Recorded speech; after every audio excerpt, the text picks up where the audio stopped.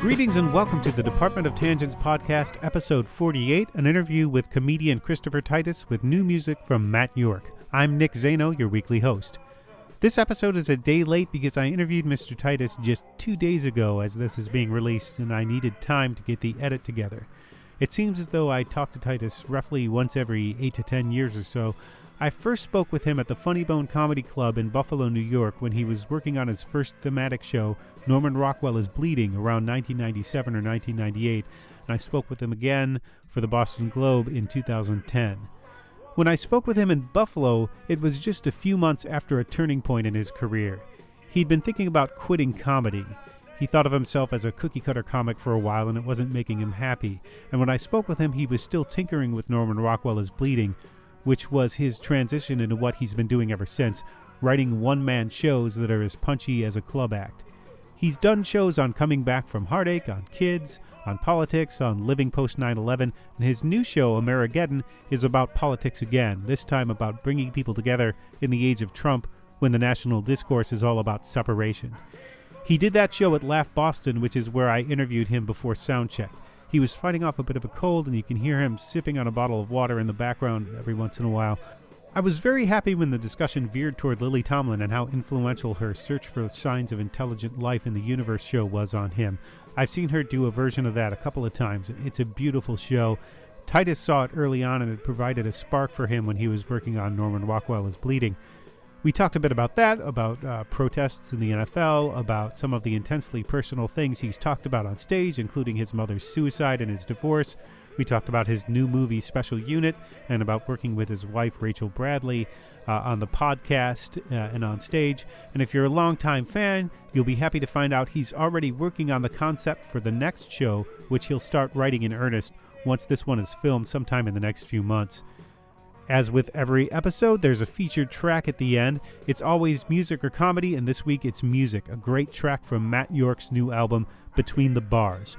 York is a veteran of the Boston rock scene, and he came back around 2016 after an extended break with his album Boston, Texas. He's also next week's guest, so this is a bit of a preview of what he's all about. So listen for that after the interview. And now, here's Christopher Titus.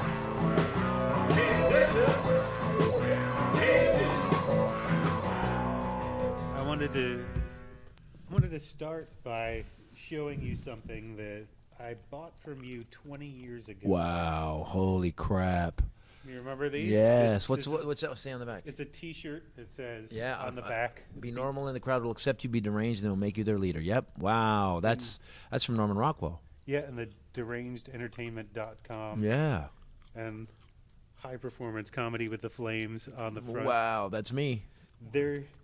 There used to be a signature right here. I will re-sign it. And I remember when I first bought it, it was at the Funny Bone Comedy in Buffalo, New York. Okay. I think it was 1998. Yeah, man. Yeah, because I had just done. Yeah, because I changed my act in 95, 96 to Norman Rockwell, and I was 2 years into doing it. And 98, I was just about to sign with Fox for the show.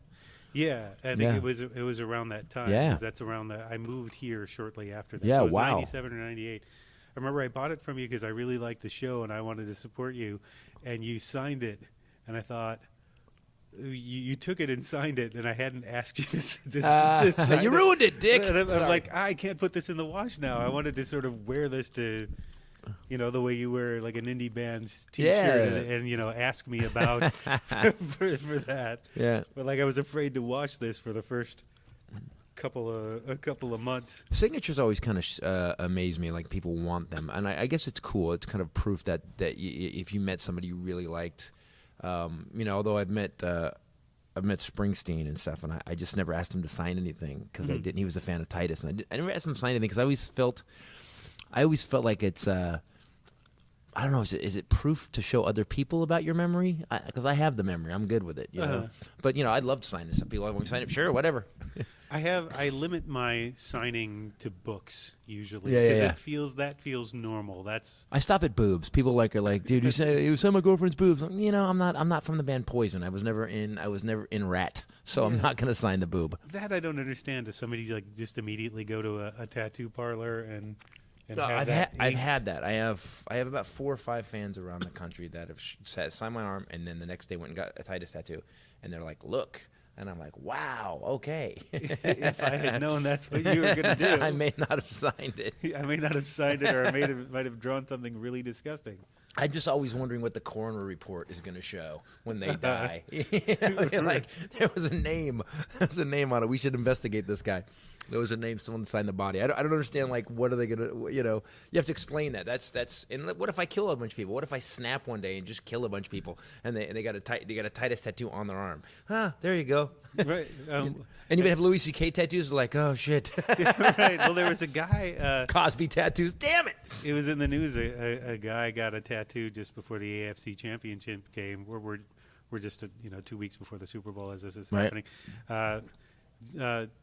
A week before the AFC Championship game that said Jacksonville Jaguars Super Bowl champions 2018. Ooh, that's like a full color. They showed it like a full color. Wow.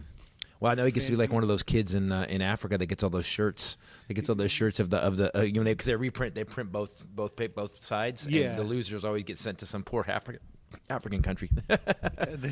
What a bummer. Now he's got to go through all that laser. Or he can wait and maybe just change the 18 to like 22 or 25, depending when the Jaguars do it. What are we talking about today? Sorry, yes. Well, it is called the Department of Tangent, so every once in a while we just go off. I get off on that. Then good. Let's talk about this. Then why the fuck is everybody so upset? When did this guy Kaepernick, who by the way, who was doing a good thing? Like I remember we did a podcast, my podcast, Titus podcast, where he was sitting down on the cooler during the national anthem. That made me mad because I thought, you know what, you're actually just like you're kind of saying fuck everything. Right. Then when he talked to that soldier, and that soldier said, "All right, man, hey, do something. Take a knee. Show what you're doing." Right. And he took a knee. I thought, oh, okay, now it's an active protest. That's our rights as American. Go America. That's what I thought. And then these dickheads turned it into about soldiers. It's not about soldiers. Gave him the idea. A soldier was like, dude, that's your right. That's what I fought for. Here, do it instead so you make it. And like, when did we become this just totally banging the drum bullshit right-wing country where you can't even protest without people getting pissed? It's their right to get pissed, but it's also his right to protest. This poor fucker lost his job because he was doing the right thing for innocent people getting killed. And I think we've lost our way. The good news about what's going on now and the new show Amerigeddon I'm doing, the good thing is that as far as the pendulum swings one way, it always swings back the other way, which means it's crazy. That means like in 10 years from now, we're all going to be, smoking pot at school. But when you're on the top of that swing, and motion stops for a little bit. It seems exactly. like it's never going to swing back. Yeah, and I think about this. That's definitely we're as extreme as we've ever gotten. I think in my lifetime, anyway. Well, that's one thing. The last time we spoke was 2010, and you were just about to do Neverlution, and you talked about how you wanted to get the country back together, and you're kind of saying the same thing now. Yeah. Did we ever get it back together and then lose it, or is it still out there? The bullshit just switched. That's just what happened. The bullshit switched. So everybody that was like, "Hey man, you guys can't obstruct to the Republicans. You guys be Americans, work together." Now it's fucking switched. Now now it's the same other side going, "Hey, you guys can't obstruct. Hey, work together, be Americans." It's bullshit. Like it's weird because I'm glad it happened this close together because I think if you're a thinking human being at all, you can look at what they did and go, oh, you're really all full of shit. I've been saying for 10 years, everybody one time, vote everybody out once. Just people. I don't care what side you're on. Just whoever's incumbent, vote them out. And we'll put the new guy in. It can't get any worse. It really can't. It couldn't get worse. It would be a fresh group of guys. They would all have their heads up their ass, which the guys that seem to be in there for 30 years still have their heads up their ass. Orrin Hatch is out of his fucking mind, and he's been there since I think he was out there. I think Lincoln appointed fucking Orrin Hatch, and he's been there forever. And it was a recess appointment. Yeah, it was a recess, definitely. And so what I think is that we need to just one time, because that's what they do. And there's a new bit in the show called We, They, Them, which is, they run stuff. They make sure we split up, fight each other, and then whenever we go after they always invent a new them. That's the kind of and what they did is they always divert us by North Korea, they divert us by Syria, they divert us by Russia, or they divert us instead of focusing on the assholes that are running things. And the assholes that are running things are fucking things up on a daily basis. And I don't understand how someone who makes $28,000 a year is backing up a bill who's like, yeah, it's my guy. He's a billionaire with an airplane and takes a dump in a golden toilet. He does not give a shit about you. But isn't it the same impulse that you just mentioned? Vote them all out that got him in. I guess so. But I'm just saying that don't vote in the douchebag either. That's the problem. It's Barry Crimmins had the line. The problem with elections is that someone always wins. Yeah, that's a great line. I think and American was kind of.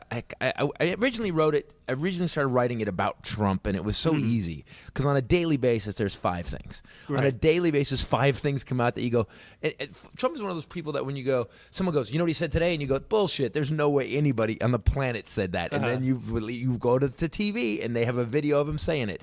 So my mistake was, and I talk about this in the show, as I wrote it, and then I had to go to Alabama. I don't check where I go. I've been doing this so long. I just know I got a gig. So where am I going this Monday? Where am I going? They go, Alabama. Shit. I'm going to Alabama, and I've got all this Trump stuff. And so I got to Alabama, and then I did North Carolina, and then Texas, and I turned to my booker. I'm like, what the fuck?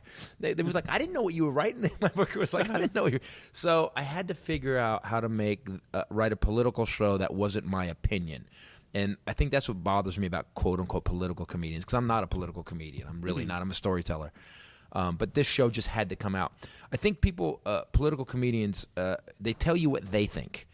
I try to approach it from like, is this fucking weird to you guys? Like, do you guys know how stupid? Like the thing about, he said that the wall, he wants to build a wall. The wall has to be see-through. He said this. The wall has to be see-through because drug dealers are going to put 100-pound bags of drugs on a catapult, shoot them over the wall, and hit innocent Americans in the head. And my first thought was, my God, the Three Stooges have started a drug cartel. It just seems insane where we're at right now. And someone said, tweeted, who's taking a stroll that close to the wall? Exactly. Is it a nice enough place? Is there sandals the wall? Is like who's vacationing in the worst part of our country? And let's just go take a walk by the wall. That's a good point. Where's a good place for my pool? Right by the wall. Exactly. Well, you don't own that, guys. land. We can go to the beach, the mountains, or the wall. Where do you want to go? And let's just take a stroll. Kids, you want to go for a walk? Let's walk the dogs along the wall as 100-pound bags of drugs shoot over the wall. It's the catch, you get. It's insane. We're in an insane place, and the problem is, and this someone tweeted me today because I'm always tweeting. It's funny because I always think my tweeting is separate from my act. It's not. I find people are people get an attitude about what you tweet, but I'm always trying to at least be funny every day. And someone tweeted, Titus, I'm starting to lose hope. Do you have anything? And I really didn't right now. I really didn't. But I think the best thing, I think this guy is uniting us in a way. He's not uniting us like a Kennedy would unite us, where it was like, or Martin Luther King would unite us. He's uniting us like, fuck Hitler. He's, like we're all coming together. Even the people that voted for him are kind of like, this guy's out of his mind, isn't he? My grandmother's 84 and she voted for him, and she said that we were playing gin one night. And she goes, this man, I swear to God, this man, I wish he would just stop tweeting. I can't take it. We made a mistake voting for this idiot. And she was like, gin. So I think people are waking up to it. The problem is that, and I say this in the show, the problem is liberals. Liberals won't let, even the hardcore conservatives that are like, look, we fucked up. We voted for this guy. He's a psychopath. I didn't like Hillary, but this guy, I always say I didn't like my plumber, but my house doesn't smell like shit. My plumber's an asshole, and he's really expensive, but my house doesn't smell like shit. And I think people are waking up to the fact that this guy's kind of nutty, and he's not a kind of nutty. He's fucking out of his mind. But liberals are like, yeah, dumb fuck. Grandma, like when Grandma said, I voted for the man, I made a mistake. Had I gone, yeah, you dumb bitch, ha ha, and that, first of all, it would have screwed up the game, and my wife would have been mad. Would have made you feel better. Yeah, I would have been. I told you, bitch. Just go off on Grandma. This isn't about the election, is it? No, it's not. It's about when I was 7 and you gave everybody cookies except me. So you remember what I asked for Christmas when I was 7, Grandma? Yeah, I know. Yeah, that's right. And now you voted for Trump? Bitch. So here's what I think. I think that people, liberals won't. We get online and someone goes, "I voted for Trump, made a mistake." People don't go, "Good, dude, welcome to the team." All right, they go, "Fuck you, loser! I told you, dumbass." And so now everyone's got their back up, and we stopped being we the people, and we became us and them the people, and that's what this show's about. This show's about we can't be us and them the people. The only way they can run us is to keep us like that. Where do you think comedy can help that, though? I mean, I realize it can be a marshalling force, but I go back and forth. Comedy's the only place where people can get an insight into laughter. People don't listen when you're lecturing them. They don't listen. When you're giving someone a lecture or a Hallmark movie, they don't listen. First of all, Hallmark movies, whatever, you're preaching to the choir. You can't lecture people, but in a joke, if people laugh, that means they agree with you.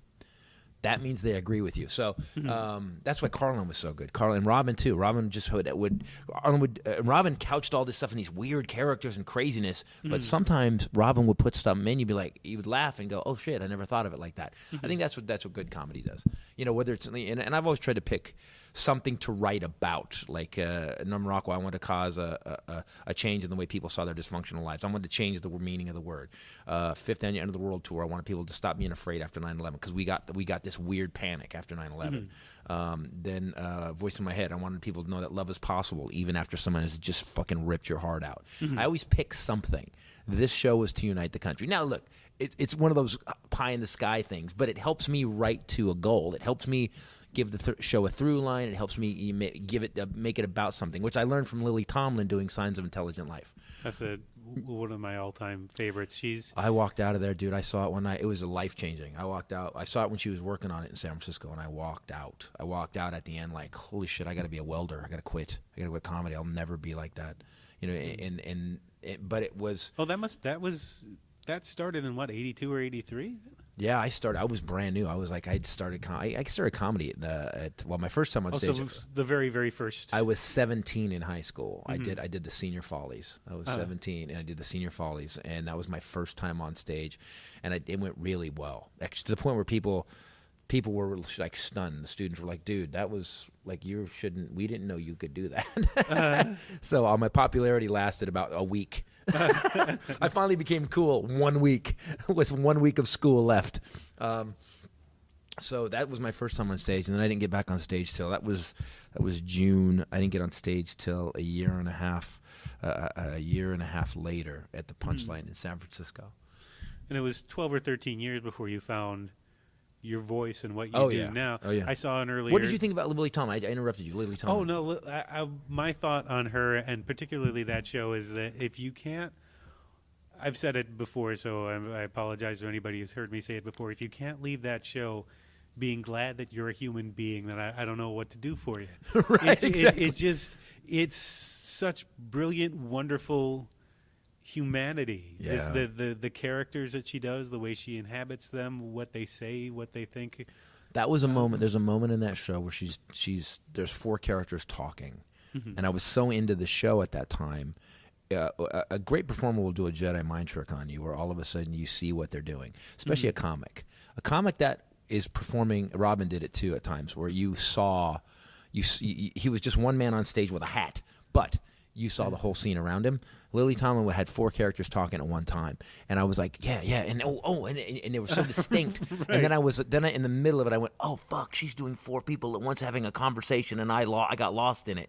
And that's when I realized I will never in my life be that good. She's one comedian I could say who I think has made humanity better. Yeah, for existing. Yeah. Yeah. And her and Jane Wagner. That looks really horrible on a shirt, though. Let me put just for those listening. I left the shirt up. Rick can see it. I'll put it away so it doesn't distract. Yeah, with Jane Wagner, who writes a lot of that stuff. That's her partner. It's a beautiful show, and I've interviewed her a couple times in the past, and I'm very happy to know that she still has the Edith Ann chair. Oh wow, really? She has that in her living room. That's great. The giant chair. Yeah. I every once in a while when things are really going shitty, you could stop and think, Lily Tomlin has the Edith Ann chair from Laugh-In in her living room, and just sort of sort of. It's whimsical, and I know, and life isn't horrible. You could smile. She's interesting what you said about humanity. I've always tried to. I don't approach it like she does. She approaches it from a nicer, I think, from a more joyful place. I don't approach it from a joyful place. I try to rattle it, but yeah, she does have there is a level of humanity. I try to do that too, but it just comes from a different place. Well, it came from anger for a long time. Does it still come from anger? Well, this one does. The next one's called Stories I Shouldn't Tell, and it's about. I'm already kind of working on it. It's about. I ran away when I was a kid because my dad was so harsh, and then I screwed my dad over really bad. Lived with my mom, and then recently my kids went to their mom, and 13, my 16-year-old, and her mom lied about me. It was horrible, and it's this horrible nightmare, but it's this weird circle. I did it to my dad, and then my kids did it to me. So that's the next show. Do you see your dad in yourself and the way you parent? You know, I it's interesting. The one time I did something my dad would do to rattle my son. My son had lied for 4 times in school that year. I went to school to get him out for a snowboarding weekend. I wanted to give him 2 extra days, so I went and talked to his teacher. Said, "Can I get his homework?" And every one of his teachers told me that he was screwing up class. He was disruptive. He wasn't following rules. And it was weird. This was the 4th time, and I'd taken away soccer this year. And walking in the car, and I was so mad. And as we're walking in the car, I thought, I'm going to do what my dad would have did. I'm going to scare the hell out of him. So we got in the car, and I just went off on him like I've never in my life. See, the thing with this, I think my mistake was my dad did it to me all the time, so I was just used to it. Right. I went from being like kind of new agey helicopter dad to like mother, like I went off on him, and he's 13. You know, it was time for him to man up. You better man up, you little piece. And I went off on him.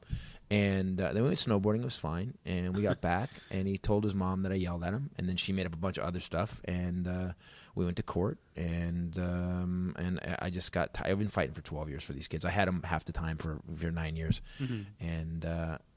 And then I found out she'd been taking him out of school. She took him out of school 74 times the prior 2 years during my weeks when I had custody. And so there's all this nightmare. It's almost like this is almost like a companion piece to Norman Rockwell's Bleeding or Love is Evil, except from the other side of it, except from my dad's side of it, except me noticing it. So that's the next one. And it's just been a fucking nightmare. It's been a fucking nightmare. But it's a weird circle. I really got that what a weird circle is. I did it to my dad, ran away.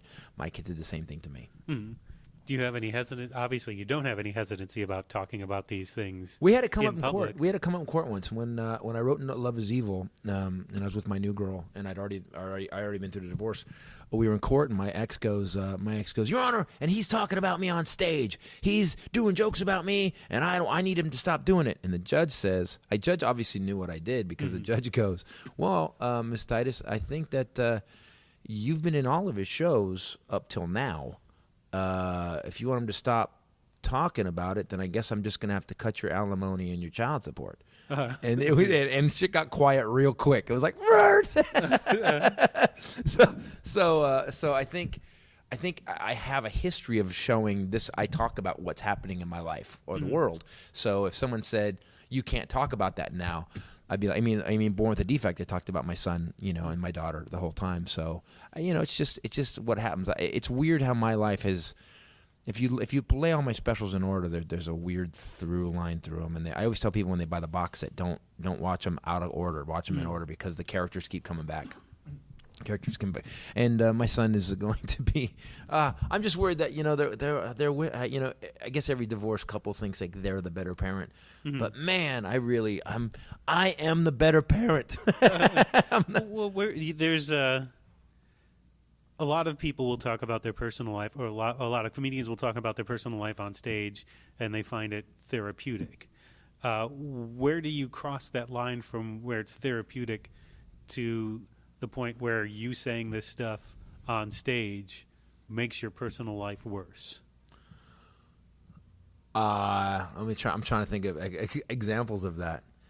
But do you see that? Do you feel like that line exists? Do you feel like I don't think so. I think comedy. And when comics always ask me, because I'm the old guy now, which is weird. I'm the old guy. I've been doing this 33. I started when I was 19. I've been doing this 33 years.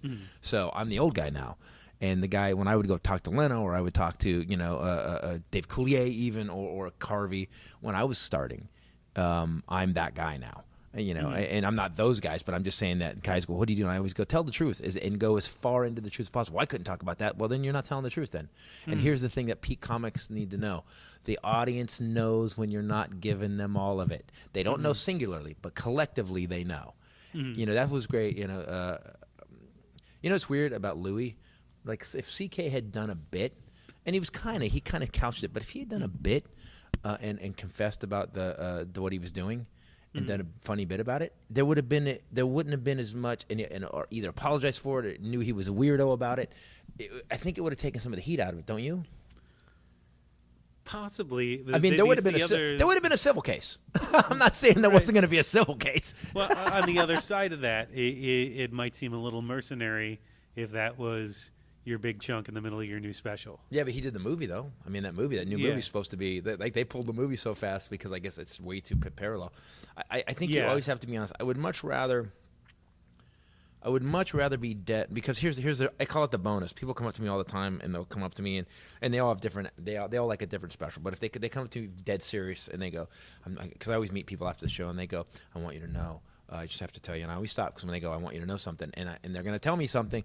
They say, when my brother and I were raised by parents like yours, and when we saw Norman Rockwell Is Bleeding, it changed our lives. We realized that, everybody's like this, we're okay.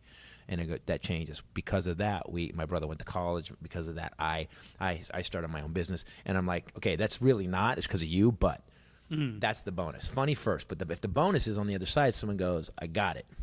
I got something out of it. Love is evil the same way. I have a letter that I keep in my drawer, and I've told this story before. I have a letter that I keep in my drawer next to my bed at home from a dude that was at his house. He came to me. I'd done Love is Evil. I was working on the next show. I was in Sacramento, and this guy comes up to me and he hands me a letter, and I go, do you want me to read this? And he goes, no. And I always say, I thought anthrax, great. And he says, the letter says that, I read it later, he says that when I was we aired that special on Valentine's Day. I asked Comedy Central if they do it on Valentine's Day. Love is Evil, Valentine's Day. I thought it was perfect. And they agreed they were great. And he said, I was going to propose to my girlfriend on Valentine's Day. 3 months prior, she'd broken up with me. I'd lost my job. I'd lost my house. And I decided on Valentine's Day to kill myself.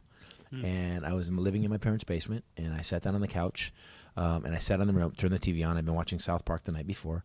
I had a bottle of wild turkey in front of me and a gun, and your special started playing. And he goes, I started drinking, I started laughing, I started drinking some more, and then I started crying, and then I laughed again, and I realized if you can get through that, I don't have to kill myself. And he didn't give me his name or an address, send me a T-shirt, it just said Ron. And I thought, so you haven't heard back from that guy? No, maybe my next special wasn't that good. Maybe the special after that did really. And also nothing against South Park. That you're watching that the night before didn't solidify things necessarily. We want to make that implication. South Park is great. South Park is the moral compass of our country. South Park is definitely the moral compass of our country. People don't get that, but if you watch that show enough, South Park is definitely the moral compass of America. Because they shift. They're not one They side always, or another. It's what I tried to do with Special Unit. They're brilliant at taking, like, you think this is about farting, and then you realize, oh, it's not about farting. This is about the socioeconomic economic depression of black people in America. How did they do that? It's insane to watch. Do you think that comedy needs to be uncomfortable to be good? Do you think you have to? No, I think Brian Regan is great. I think Seinfeld is great. I think there's guys that are just brilliant. I think funny and silly is just as good as harsh and edgy. In fact, sometimes I think if I'd have stayed light, if I'd have stayed super light comedy, Happy Boy, things might have gone different for me. But I wouldn't have got a TV show. I wouldn't have, I mean, I got to be myself. It's just what I do. When people tell me I'm edgy, I honestly do not try to be. I don't care. I don't think I'm edgy ever. I think this is just what makes me laugh. I was raised by a single father who got divorced 6 times, who was a raging alcoholic and a womanizer like you wouldn't believe. He had fast cars, and I was riding motorcycles on the streets when I was 9 years old. I was driving cars at 9. I lived in an adult world from the time I was a small kid. And partying, staying up all night. Not me partying, but I'd be at parties with my dad would have at the house, and I was a kid. I was a little kid. I was basically, my dad was like a low rent Hugh Hefner in our tiny suburban town, and I was always there. And I was hanging out with adults and water skiing and drag boats and all these kind of crazy shit. And I just grew up. I didn't grow up with a childhood per se. I didn't grow up with a, let's go have a play date. And my dad was like, get in the car. Where are we going? Dune buggy riding. I did shit like that all the time. When you started out, I saw a clip of you that had to have been really early on, where you were talking about those bastards are running that shit too. Someone actually just put that up too. Oh, you know the clip I'm talking about, the Gordon's fishermen coming out. They go into Seattle. And, And that was markedly different. I didn't know that you had started so long before Norman Rockwell Was Bleeding, before I started researching. Exactly, because what I was doing was not worth to be seen. Because the first 12 years of my career, it was not worth to be seen. It was not worth...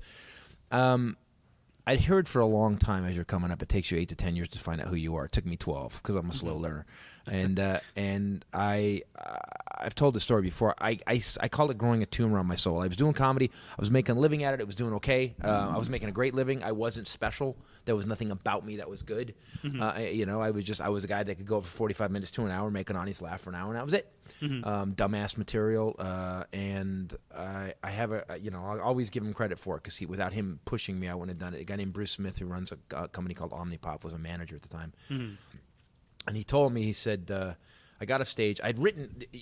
Here's what could be the great thing about comedy: if you do comedy long enough, who you are will start to play, like a zit that has to pop. It'll start to ooze out. It'll just start to ooze out. So I'd been doing comedy. Hey, how you guys doing? All right, good to the show. Good. I was this guy. I was literally like a morning DJ. Like you had the shirt too. Dude. Oh my God, the clothes, the clothes. Jesus Christ! I look back at those days and I go, what the fuck were you wearing, bro? But it was kind of that uniform. It was that kind of loud shirt, maybe sometimes the suspenders. Loud pants. Never had suspenders, but I had. Someone told me what Bobby Slayton, I think, said to me, because I would show up all the time. I had red pants, I had turquoise pants, I had lime green pants, I had bright yellow pants, and at one point Slayton goes, Titus, you look like a fucking pack of Sweet Tarts. What are you doing?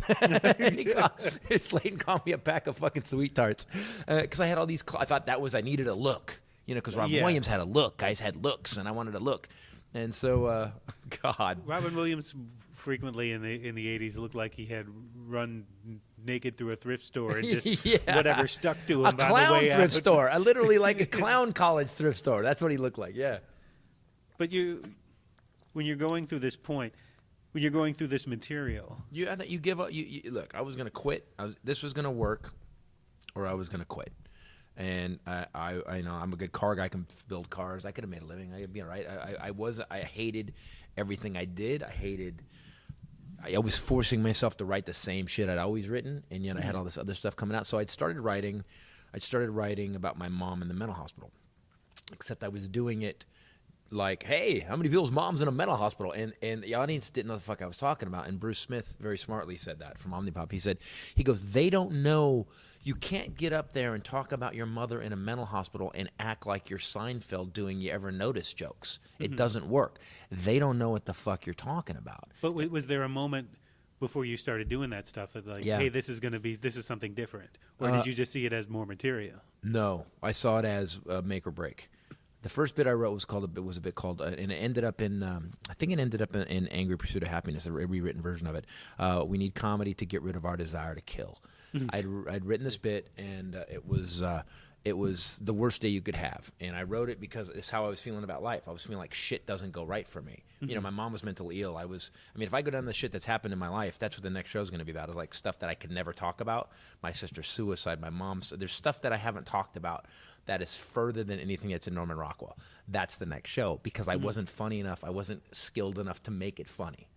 Now I think I am. So anyway, I wrote this bit, and I was so scared of this bit because basically it's the worst day you can have from you wake up in the morning, everything goes horribly wrong, and the last line of the biz, I'm stabbing my boss in the chest with a letter opener, screaming. I've told this story before. And so I took a guy from my acting class because I said, look, people are going to start punching me or throwing shit. Get me out of there when this happens. I did the bit, 3 minutes in, place goes fucking nuts. I have 7 more minutes to do. I have no other material like it. I go back to the old guy. I go back to, hey, blah, blah, blah, blah. Fucking audience went dead silent. It was the craziest thing I've ever experienced. They were like, yeah. They cheered at the end of the bit. They were like, yeah. And then at the end, they just fucking went dead silent. And I walked out of that night knowing, that's when I learned that the audience knows when you're lying and they know when you're not. So you constructed Norman Rockwell Is Bleeding as a one-man show, as more of No, an active... I think people get. I think people. It's a misnomer. I wanted to. After seeing Signs of Intelligent Life, I thought there was a way to bridge the gap between this theater experience that Lily Tomlin put you through and being able to take it into a club. I think for a while, every comic wanted to do a one-man show. Mm-hmm. And I think what happened is that when you do, you can't give it significance. You know, you can write about the darkest thing in your life, but don't give it significance. If you add significance on top of some of the most significant shit in your life, it goes to treacle. It makes it fucking heavy. It just makes it, ugh. You go, ugh. So when I wrote Norman Rockwell, I wrote it as I wrote all my other comedy. It was my mom's suicide, and it was my dad, anti-dad, and it was all this other shit, my about me flipping out on the plane, about the bonfire story, the story about my ex-wife, the first time my ex-wife cheated on me, and I stayed with her. What a dick! God, I'm an idiot. So, thanks for the insight, by the way, to myself. You're welcome. I'm just here to hold up a mirror. Thank you. You're doing a great fucking job. So, just sitting here, man. Yeah. So that's I know I'll talk way too much. I apologize. No, that's no, that's not what I meant. Narcissism comedian. Thank you for talking. Let's talk about me some more. What do you think? What do I think? Let me talk about me. I wrote it like comedy. I think. Let's say had I been molested as a kid, and I wasn't, but had I been, I would find a way to make it set up, punch, set up, punch, set up, punch, set up, punch, set up, punch. And it would be the darkest thing ever, but set up, punch, set up, punch, set up, punch. And then at the end, once you've earned that with the audience, I think people forgot when they wrote one-man shows, they forgot to be funny. They started to be significant. And once you're significant, you can't, the audience loses their agreement with you because now they're feeling bad or they're feeling sad for you. Keep them laughing. And or once my act with a lamp, as Steve Martin called one-man shows. Yeah, my act with a lamp. There you go. Exactly. People go, it's great, it's brilliant. I go, no, it's not. It's just stand-up comedy. It's just about something that at that time, not a lot of people were delving into. People weren't talking about their mother's suicides. People weren't talking, but they just weren't. That was a brilliant moment from that show. I remember that was the lowest point of that show. I think it was probably the dead center of that show when you talked about your mother's suicide and calling your dad and him saying, I've just got one question: did she take anybody with her? He said no. Yeah, that was. But then again, I don't. Some people will leave the audience there. The reason there's a joke after that is because that does go to the. I don't know if it's a low point, but it's the most serious moment when I hear about my mom killed herself. Well, that club, when you said that, was silent. Yeah, but that's what you should do. I mean, if you're a performer, I think that's what you should be able to play with all those aspects. You should be able to be really funny and also scare the shit out of them for a second. But you have to be responsible and go. And we're still in a comedy room. Here's another joke. So I get out of it with a joke, and you can hear the relief if you play that special. You can literally hear the relief when that joke comes. They're like, Have you ever? Has the joke ever failed? Have you ever gone down, taken somebody low and then tried to bring him back up, and then the joke just kind of goes? Nah, usually I won't. Usually what I'll do is I'll write the jokes first, and then I'll add in the darkness after. I try to kind of get a base of funny, and then I go, okay, now I can pepper in the points. But I don't want to. It's not my job. My job is not to. My job is to take them on a ride, but it's not to fucking scare them. It's not to. It's scare them for a second, but literally like a ride, you're and then you pull back into the station and you're okay. They have to be okay, and hopefully on the ride they got something, or hopefully they just laugh. Fuck, at the end of the day, don't make it sound like just as long as they laughed really hard. This is what I write about. There's too many guys doing the same thing. And, not that I haven't done subjects that other guys have done, but I try not to do the same thing. I try. I don't know if I'm succeeding at it, but I try not to do the same thing. Well, I remember after that show in Buffalo, I heard you and Paul Slater, who was the manager of the club, Slater, talking about the mechanics of the show. My memory of it is that you were tinkering with it to make it a more club-friendly kind of act. And I just want it to work everywhere. I just want it to be... If you're a comic, you shouldn't just be able to pull off a show at a 200-seat theater in Los Angeles when all the cool people are there. You should be able to go to Buffalo when the guy who just got off work at the factory comes in, and he should be able to get the same thing they got. There's I think art for I don't know, man. I don't want to be. I never wanted it to be. I wanted everybody to get it. You know, when I started comedy in San Francisco, I would actually. I had. That's when you had to pay for long distance. I would have $750 phone bills because I was trying to book everyone in the country. Because comedians in San Francisco at that time, they'd come back off the road and go, "Oh, they're dumb. They didn't get it," and they'd do that thing. They went over their head. And I'd be like, no, it didn't go over their head. You were talking about San Francisco. You were doing gay jokes in Montana. You were doing jokes about, Bart in Montana. You were talking about your world instead of the, I think that's the problem when you take comedy outside yourself too far, unless it's something we've all experienced. I think I always try to approach it like, here's what I think about this, in a sense, not my opinion, but is this weird to you guys? Because this is what I've noticed. Well, you can talk about anything as long as you bring the audience into it with right. you. Yeah, you got to lead them. Talk about Bart. Well, fine. Explain but how Bart. do you get them into that? Yeah. And if it takes you 5 minutes to explain Bart, well, that's probably then not. Then that journey better be funny. But what you do, what I think you do these one-person shows with a cadence of a club comic. Would you say that's accurate? I perform. I don't know, man. What's a club comic? I mean, especially now, if you look at if you look at Todd Barry, and then you look at me, or you look at who's a really really Christian comic, but he's Christian, but he's not hard. Nate Bargatze. Bargatze is really funny. Well, I guess what I mean to say is it's very punchy still. Right. That's the key, though, isn't it? Like even in a theater, like again, nothing makes me madder than someone trying to just be fucking good at your job. I'll get the point. Lily Tomlin, same thing. That show, Signs of Intelligent Life, has joke after joke after joke after joke after joke. It's just not this heavy thing that's kind of funny. It's fucking hilarious. And that's where I learned it. That's why I was like, no, you can be balls out funny. Robin Williams Live at the Met special.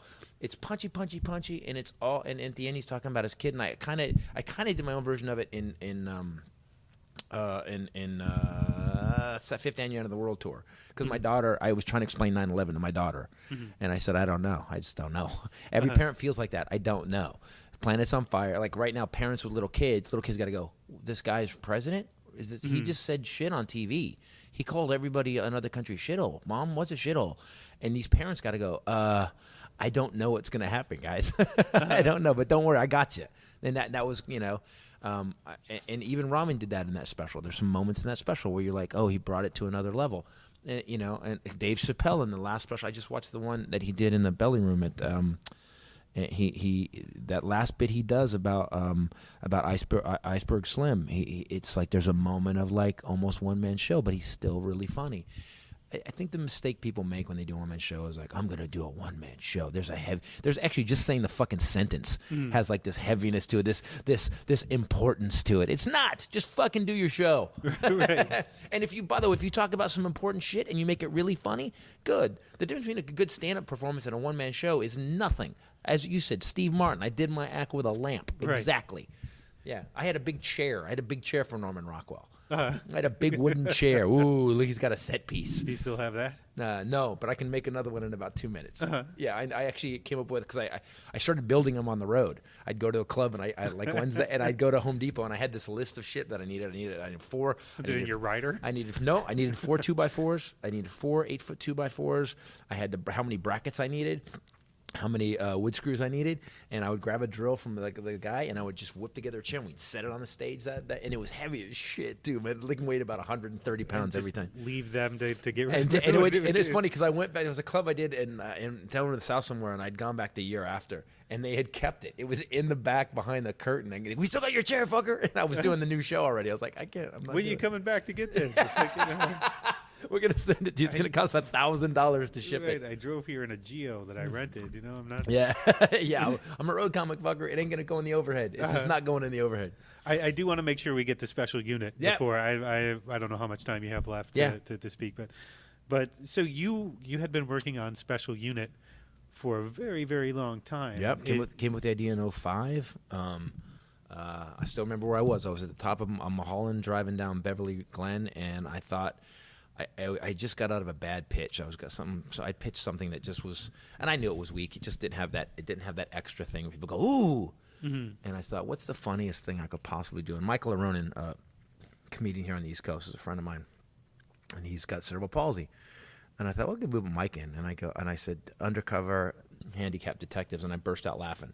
And then I put the Shield with handicapped people, and then I was laughing. I thought it was. I instantly saw the whole episode in my head. And then So he punched you in the face? No, he wasn't there. And I called Mike, and I go, Mike, what do you think? And he goes, if you do it right, there's a really long story about Special Shield. So we did it. I went and pitched it to Showtime. Bob Greenblatt said yes. They loved it. They bought it like instantly. I wrote a script.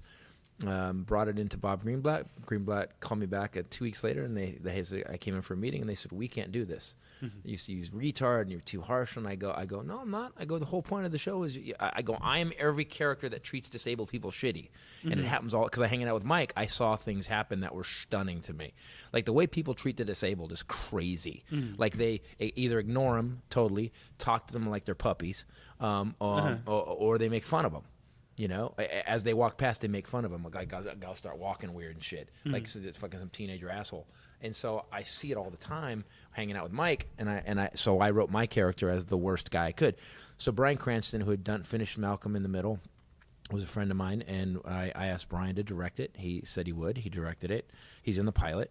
Comedy Central went back and forth for 8 months. Yes, no, yes, no, yes, no, yes, no.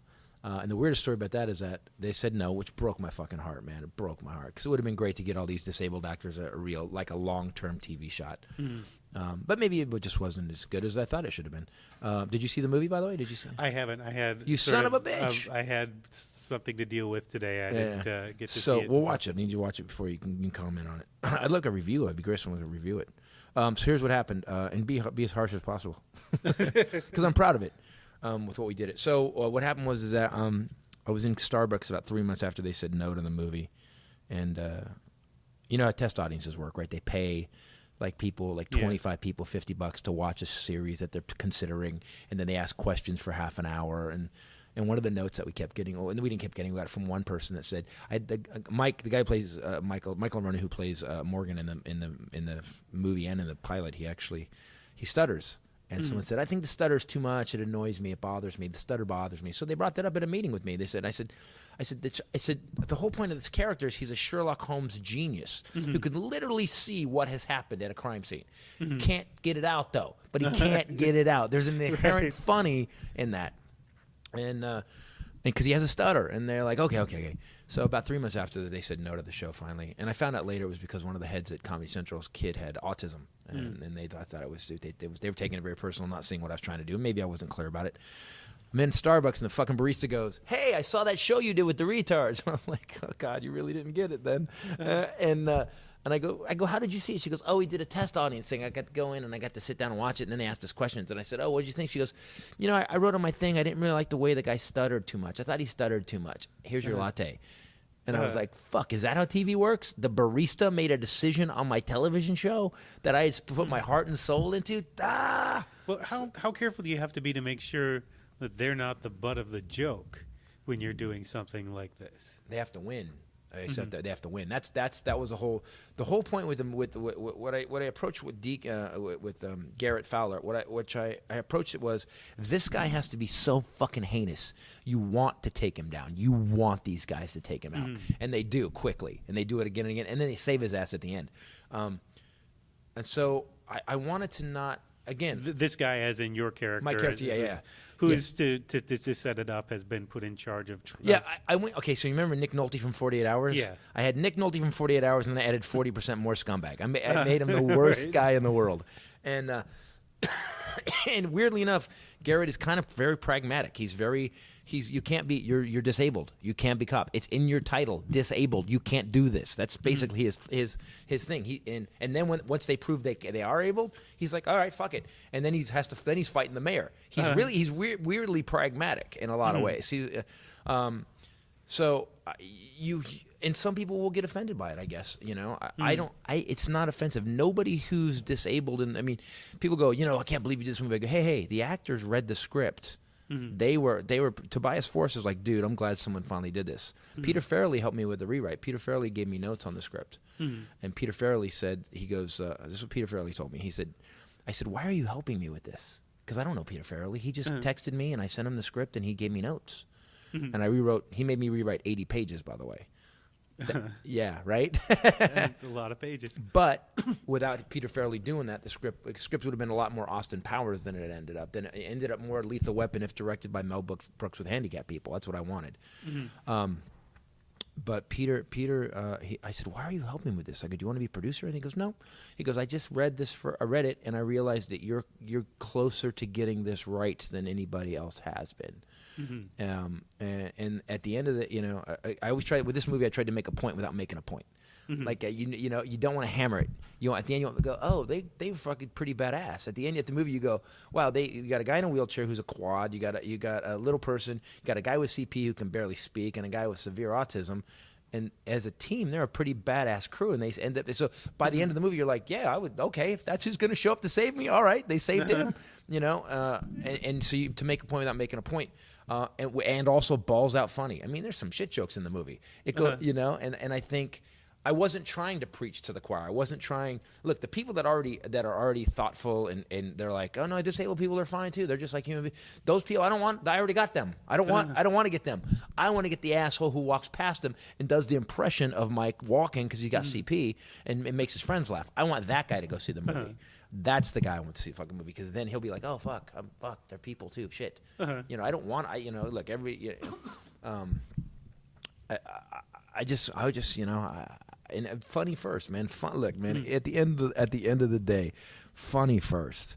It's so much easier to make a point than it is to be really funny and have people get something after. I mean, sometimes in your act you do use the word retard, and you have done the thing inner about retard. The inner head, retard. Is that? I wrote a whole bit about it. The word I changed. I wanted.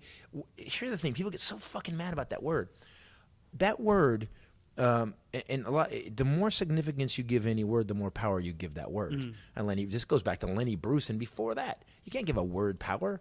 Retard, and so that's why I wrote the word retard. If you go to YouTube, you can see the bit I did the word retard off of Voice in My Head. I don't remember it. I'll have to go back to it. No, I changed the whole meaning of the word. The point was Michael Ronan's got CP. He's got 3 jobs. He works for ICE for the government. He actually is a public speaker, and he's a stand-up comedian.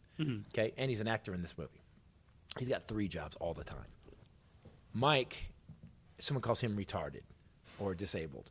Okay, that motherfucker's got 3 jobs. That's advanced. That's not retarded. That's advanced. And then you get these other people who are like, everything works, their brains work, their arms work, and everything, and they're addicted to crystal meth, living in a box under a fucking bridge. I'm sorry, that's retarded. You're retarded. You had all this stuff, and you can't even live up to your abilities as it is. You're fucking retarded. And so I changed the meaning of the word because I just thought you can't. The more power you give that word, the more power you give the evil motherfuckers that want to use it. Do you know what I mean? You take the power out of the word. That's why when black people took the N-word back, it's still pretty serious, as we've seen with Bill Maher. Right. But there's still that point where if somebody sees you using the word and they haven't heard the routine, doesn't even matter if it's context too. It's a context. Inner retard is that voice in your head that basically tells you you're an idiot all the time. And I don't have any fear. It's context, man. It's context. If I got out there and with these fucking retards, guys in a wheelchair, if I did that, then I deserve everything I get. Just because you think a word's powerful and you want to give it all the power, God bless you. But that's why people say, would you ever apologize for a joke? No. I may not do it again, but I want to. When a comic apologizes, what ends up happening is, I don't think I've done anything I need to apologize for. But I think Daniel Tosh was at a club. Went off on this lady, just being funny. He was just being in a club, man.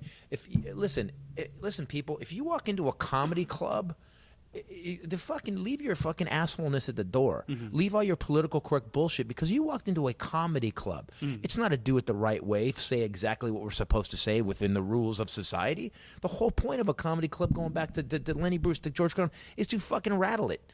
The only people that get to, politicians can't do it. Teachers can't do it. The only politicians apparently can do it now. Yeah, now. Well, now, this psychopath.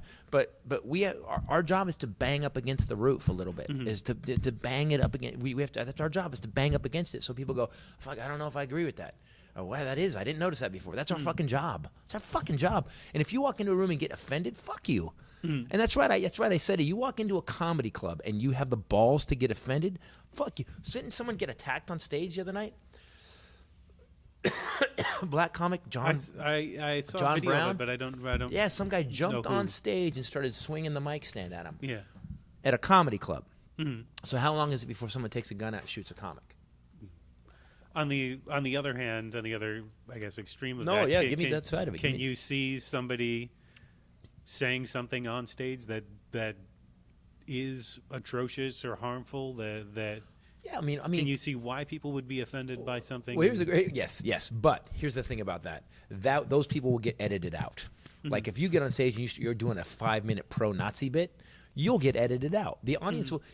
By the way, you'll know as a comedian, you'll know when you're wrong because this audience, this collective conscience, will shut you down. They will shut you down. And you believe they have the right to do that? As a group, yeah. Not as an individual, but as a group. No, I mean they have the right to do it anytime. Leave. Go see. Right. Go see Larry the Cable Guy. You don't have. Hey, you live in a free country. You don't like what I'm saying? There's a door. God bless you. God bless you. These 350 people are laughing their ass off. You're mad? Okay. Is it possible that you're wrong? If 350 people are laughing and you're offended, is it possible that you're wrong? It's also possible that 350 people are wrong. No, it's not. Not when it comes to laughter. It's not. It's funny or it's not. No, it's not. The collective conscience isn't wrong.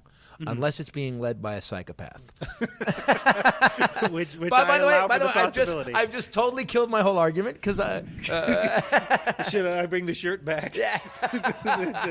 Here's what I mean. I mean that if I have to go to Alabama next week. And I don't want to go to. I have to Huntsville, and I have Birmingham to do. And this is where I first started breaking in Amerigeddon, and it's not real complimentary of the president. You know, I go after Hillary, and there's an Obama joke in it, but it's not. You know, I've actually, and I'm not mean about it. I'm just like, this is what has happened. He bankrupt 4 casinos. You know, and when you the problem is, and I say this in the show because I've had this a couple times with this new show where people have gotten mad. Trump supporter got mad, and I said, hey. If I was wrong, you wouldn't be mad. And the audience is like, ooh. And I think that's the key. As long as the comic's on the right side of the issue, you know, comics overall are usually on the right side of the issue throughout history. The good ones, Robin, Carlin, you know. I mean, if you just go down the list, you know, even Stanhope. Stanhope says stuff that bumps so hard up against what people think sometime. But if you hear through what Doug is saying, Doug is usually on the right side, 99% of the time on the right side of the issue, unless he's trying to fuck with you. Sometimes Doug's just trying to fuck with you. But 99% of the time, Doug is, if you listen through what he's doing, he's making a much different point. And most comics are like that. And audiences know, man. People that come to comedy clubs are not Nazis. People that come to comedy clubs are like, I just want to get through my day. You know, make me laugh. And you'll know instantly if what you're saying is right. And if one person gets offended, I've had women up front, one person got offended, 3 people laughed, and then one woman's mad about something I said. You're wrong. You're just wrong. It's your opinion. But I do think there's a weird dynamic sometimes where a comedian will take offense at somebody who has said something on Twitter or social media that they thought this routine wasn't funny or that wasn't. And I'm thinking, well, your job is to get up and complain about the stuff that you don't like, and now this person is also complaining about the stuff they don't like, and you're offended by the idea that they would do that. I'm also offended by other comics ripping on other comics. I think that bogs me a lot. Owen Benjamin and I just got into a big thing recently because he actually put a picture up of all the talk show hosts, James Corden and Stephen Colbert and Jimmy Kimmel. There was a cover shoot they did. And he really, I guess he's really right wing, and he said that he goes, yeah, all these guys all believe the same thing, and they all voted for the same person. Yeah, so here you go, people, comedy, and put it in quotes. And I just wrote, fuck you, dude. These are some of the funniest, smartest people, most thoughtful people on the planet. You know, that's how they got there. It's not an accident. And him and I went back and forth about it for a while, and on Twitter, really angrily actually. And I don't like. I think comics. Here's what I think about comics. Anybody who has the balls to get on stage in front of a group of strangers and think they're the smartest, funniest, most charismatic, insightful individual in the room, it's a mental illness. That's definitely a mental illness. And yet they go and prove it every night. those guys. I love those guys. I love comics. I love young guys. There's a guy named Andrew Rivers who's been since he was 16. He's been showing up to my shows, and he's always wide-eyed.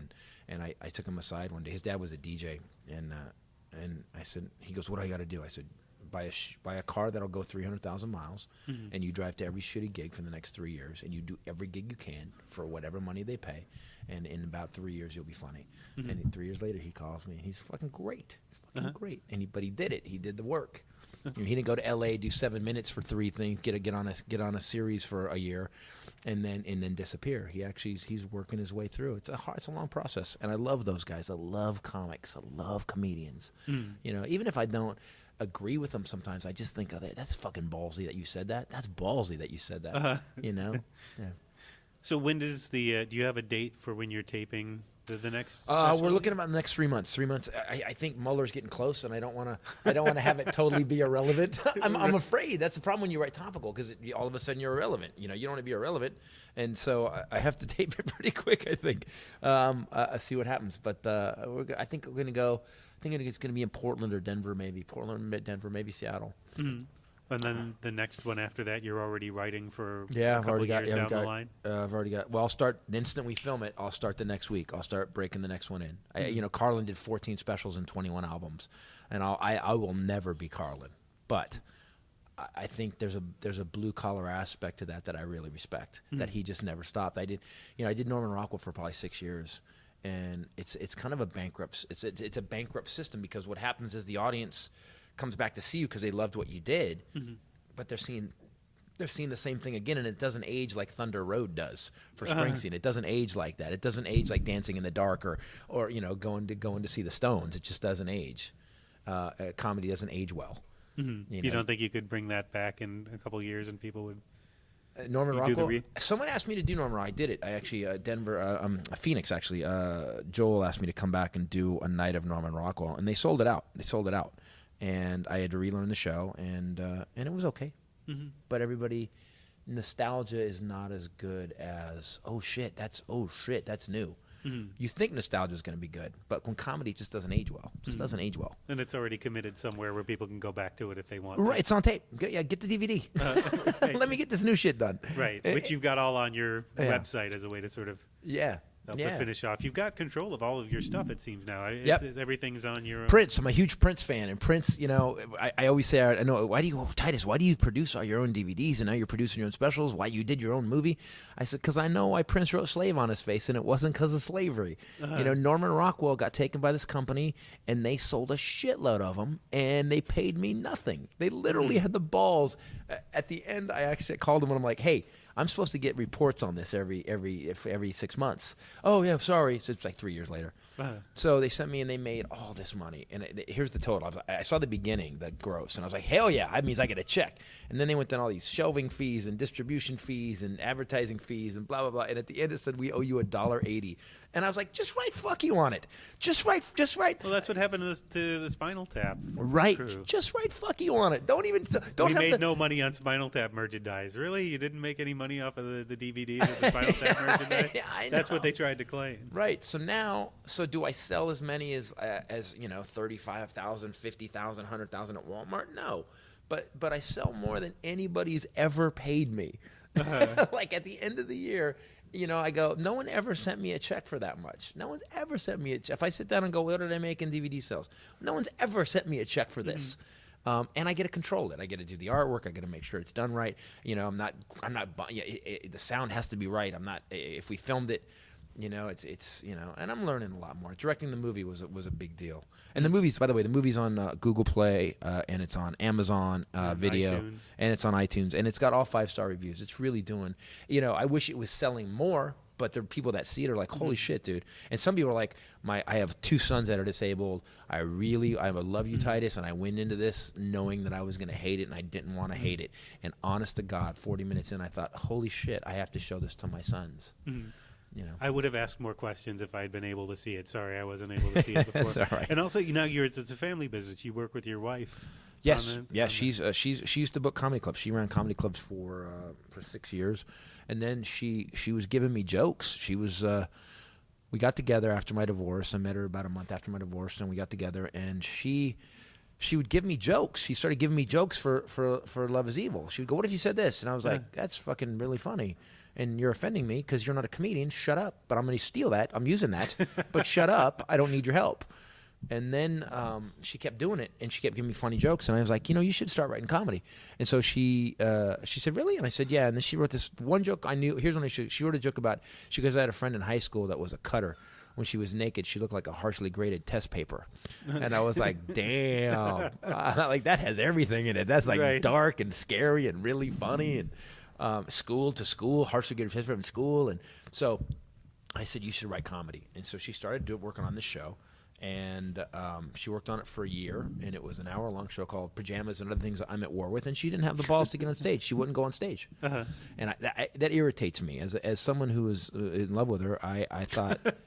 It irritates me because if you're not willing to back yourself up, how the fuck are you going to back me up? Mm-hmm. If we're together and you can't even back yourself up, you can't even commit to you going and helping yourself, there's no way you got me. Mm-hmm. So I entered her in a comedy competition. I was at the Ice House and I went and I go, "Hey," it was like this little comedy competition. I said, "Rachel's going to do it," and Barb runs it. And she goes, "Really?" I said, "Yeah." All right, she signed up.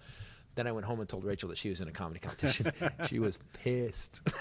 She was so pissed. "What?" Here's when I knew it was okay. She goes, "You can't fucking do that. I don't want to do it. You just told me I'm going to be in a comedy competition. You can't just do that. I have to do that. When I'm ready, I have to do it." And then a long pause. "When is it?" And I was like, boom, gotcha. When she said, "When is it?" I knew that we had something. She came in second. Mm-hmm. She had this bit about...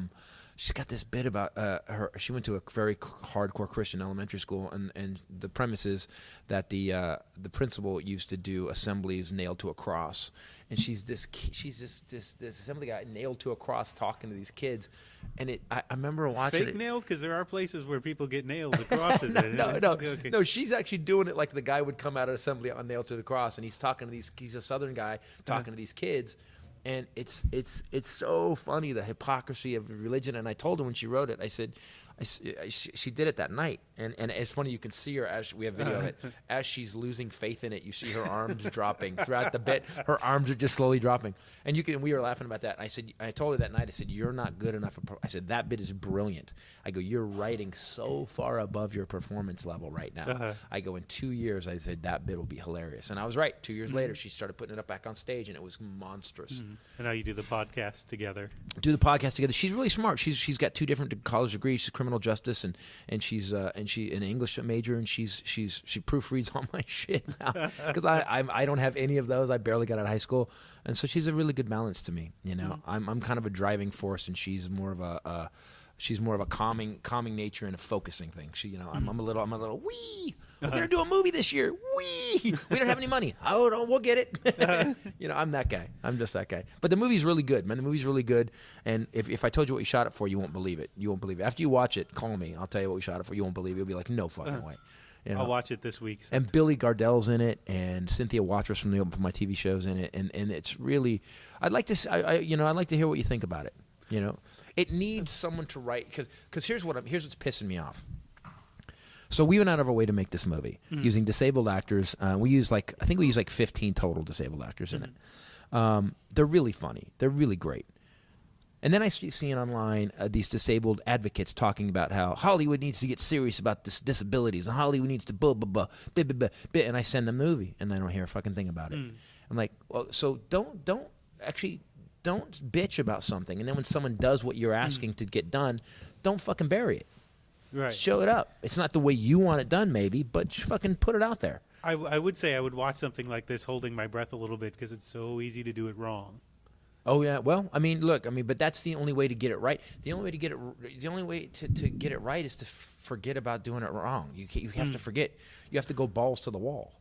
You always have to think, what do I really mean?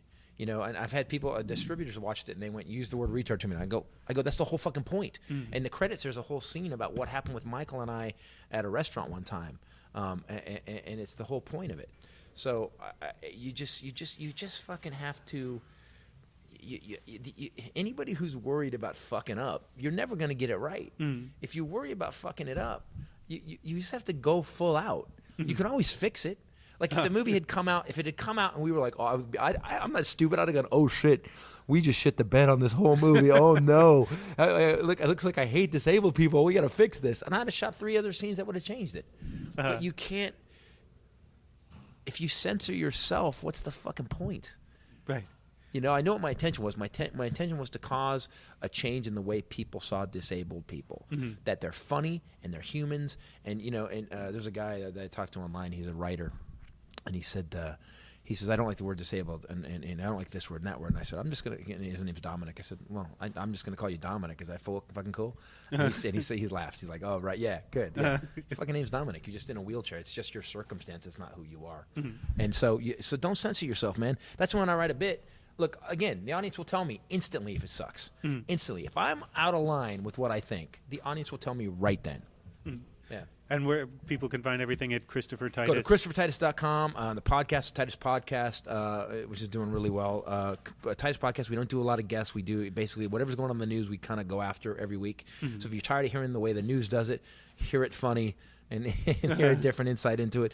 The movie's on Google Play, Amazon, and iTunes, and you can see me all around. The Amerigeddon tour, you know, I'm bridging the gap, bringing the country together, one drunk audience at a time. Well, thank you for taking the time today. Thanks, man. Thanks for letting me babble. Oh, no problem. Thank you, man. Thanks. Arrow to the head isn't always a trick. Thanks again to Christopher Titus for sitting down with me before his show at Laugh Boston, and thanks again to Laugh Boston for letting us use the club for the interview. You can find out more about Christopher Titus, his tour dates, and about Special Unit at www.christophertitus.com.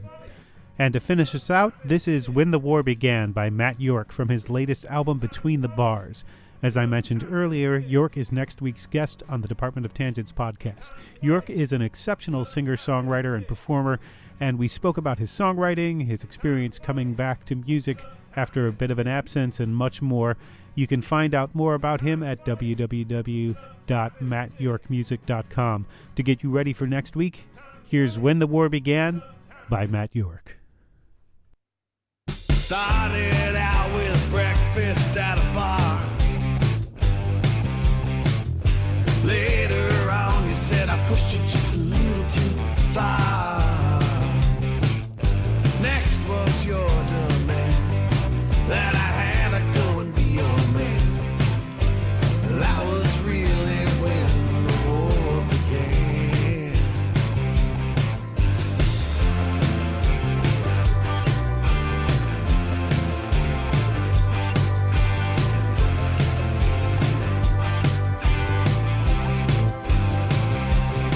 I'm not sure exactly where it was that it came from. Yeah, there's never a nice way of saying that you ain't the one. 5 days and I was better off dead, but you still went and kicked me in my head. That was really when the war began. We went dancing just like we always do. We went dancing on the dirty dance floor. You leave me lonely, I'm by myself now.